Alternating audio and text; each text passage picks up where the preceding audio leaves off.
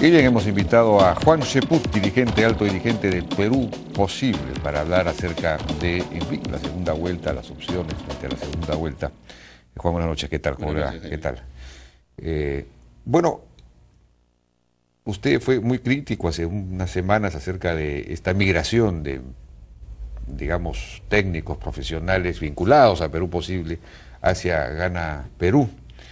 Y respecto de la posibilidad incluso de ir en de formar alguna clase de alianza, se habló hasta de un cogobierno con Gana Perú. Pero me parece haber escuchado en alguna entrevista recientemente o ayer que usted habría cambiado de posición. ¿Cuál es su posición sobre este tema ahora? Bueno, yo no puedo adelantar todavía mi posición, pero sí estoy manifestando cuál es el escenario que se viene este día domingo. Ahora, respecto a la migración de los candidatos, efectivamente yo tuve una posición crítica y la mantengo. Yo creo que no fue oportuna que en una semana después del último proceso electoral ellos estén cambiando hacia un apoyo hacia el señor Ollanthumal. Creo que deberían haber esperado el proceso de reflexión que ha habido en todos estos días respecto a las dos candidaturas.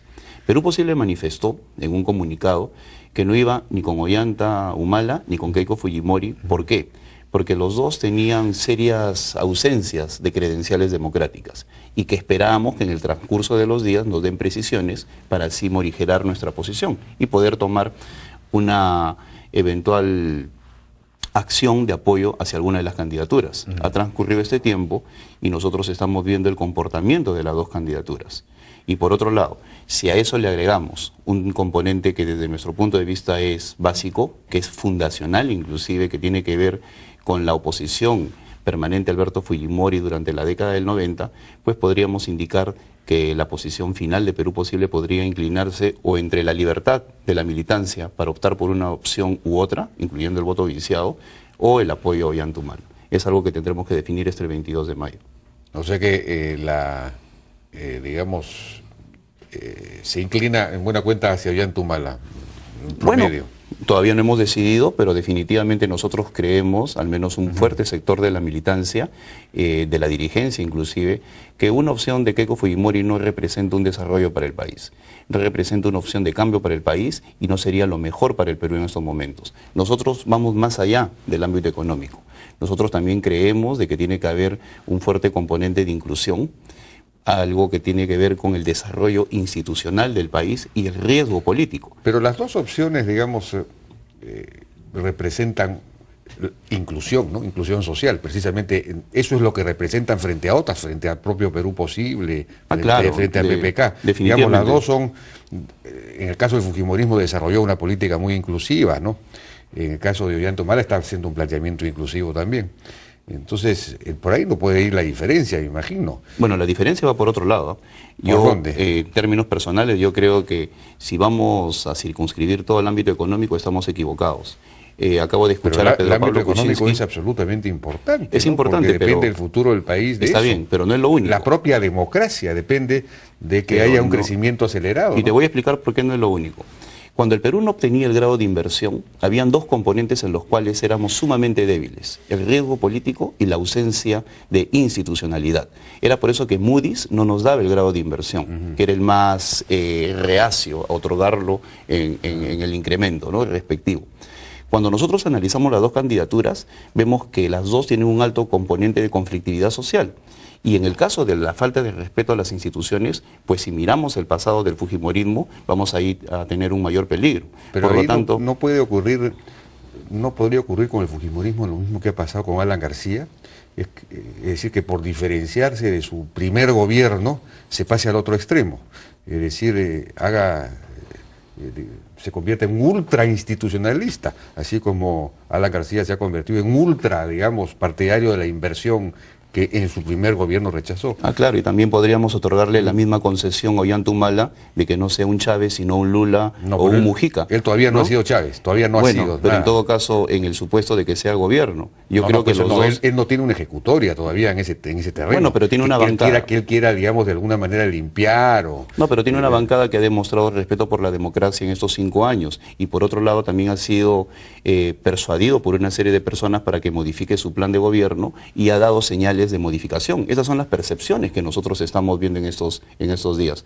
Cuando En el otro lado, en Pero el caso de digamos, Keiko Fujimori, le pedimos que cambie, o se le solicita que cambie su gobierno, y salen voceros como Rafael Rey a decir que no lo van a cambiar, insisten en el mismo. Que no van su plan de gobierno. Su Pero plan de gobierno. ¿para qué tendrían que cambiar su Bueno, plan de tendría que gobierno? cambiarlo para que de esa manera manifiesten cosas más certeras, como por ejemplo la lucha contra la corrupción, el respeto a la institucionalidad, que van a hacer en materia de inclusión social y ser más precisos. Porque si analizamos con absoluta frialdad los dos planes de gobierno, los dos son un conjunto de aspectos que no llegan a ningún nivel de detalle. Pero, por ejemplo, en términos del tema de la democracia, el plan de gobierno original de Ollanta contiene el propósito de cambiar la Constitución y plantea como una de las vías posibles la Asamblea Constituyente, que es un camino no democrático, es el camino chavista, correísta, etcétera, ¿no? Eso está escrito en blanco y negro, entonces no hay nada parecido en el plan de Keiko Fujimori. Pero la experiencia política demuestra que los peores planes son los que no están escritos. Y desde ese punto de vista yo creo de que es un riesgo en la posición de Keiko Fujimori, sobre todo cuando ella ha decidido no firmar el compromiso de no liberar a su papá. En todo caso, Alberto Fujimori no necesitó de un plan para reformar la Constitución, para cambiarla. Bueno, pero en todo caso se niega la firma. Yo creo que no nos podemos limitar a un aspecto como el de los planes de gobierno, sino a los comportamientos. Yo no encuentro, por ejemplo, en la señora Keiko Fujimori una condena tácita a la campaña que puede haber en cierto sector de la prensa contra el señor Ollanta Humala.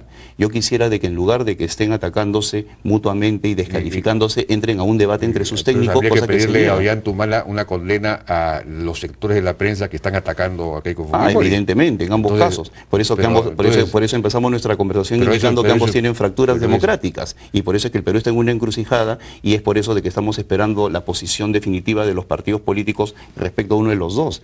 Al final lo que Perú Posible pretende hacer es simplemente convertirse en una especie de guardián y conciencia crítica de sea quien sea presidente, pero definitivamente en el efecto comparativo para nosotros no nos satisface el comportamiento de ese sistema que representa a Keiko Fujimori. Pero por ejemplo, en el caso de Ollanta Humala, él ha protagonizado 2 golpes de Estado, él personalmente, contra la democracia, sobre todo el segundo, ¿no? Contra el propio Alejandro Toledo, haciendo una arenga para levantar al pueblo peruano, para derrocar a Alejandro Toledo. Eso es una cosa, pero está recontraprobada. Está, según se dice y según tenemos información, hay un gran entusiasmo en el ejército con él ahora, o sea que él contaría con el respaldo absoluto del ejército.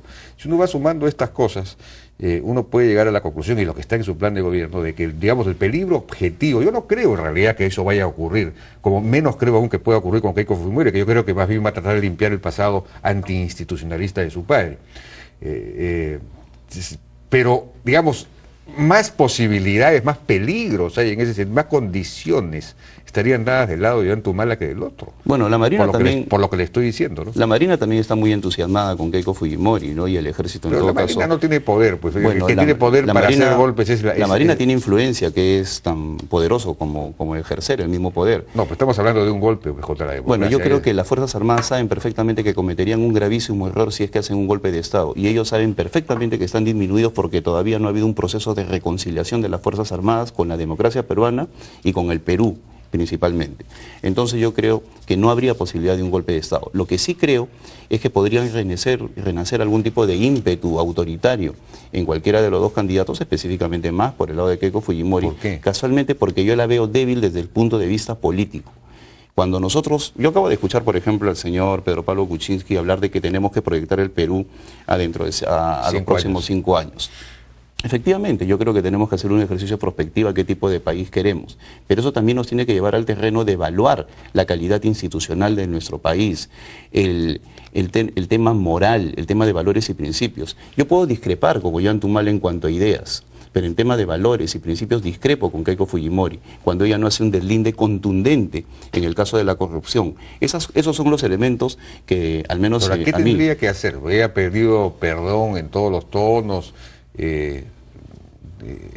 ha dicho que se ha opuesto a Vladimiro Montesinos. ¿Qué más tendría que hacer? Bueno, yo creo que fundamentalmente tendría que decir claramente que no va a liberar a su papá, que va a respetar el orden jurídico, establecido. Yo creo que tiene que buscar un mejor elenco, no el mismo que nos recuerda mucho la década del 90, y sobre todo condenar cualquier tipo de elemento que contamine el actual proceso electoral. Ella está siendo permisiva con un proceso electoral que en estos momentos está siendo completamente inequitativo. Y yo creo de que ambos candidatos, ambos deberían luchar porque el proceso no los deslegitime a ellos mismos. No hay un compromiso contundente de ninguna de las dos candidaturas para exigir un proceso limpio, equitativo y que ponga por encima de la minucia o de la descalificación, coloque un debate alturado de las dos propuestas para que el país pueda cotejar. Es por eso que el 50% de peruanos se encuentra distante de esas dos opciones y es por eso de que hay un gran margen de dudas, porque ninguno de los dos candidatos en estos momentos está cuestionando un proceso que de por sí, por la polarización, en muchos casos está eminentemente contaminado. Bien, Juan Cheput, gracias por su participación. Muchas gracias. En La Hora N. Fue Juan Cheput, dirigente de Perú Posible. Vamos a una pausa, regresamos ahora con una mesa, un debate sobre el tema de los transgénicos que ha suscitado efectivamente una gran discusión en los últimos días y semanas. Vamos a estar con Antonieta Gutiérrez, bióloga de la Universidad de La Molina, y Luis Estéfano, biólogo molecular de la Universidad Cayetano Heredia.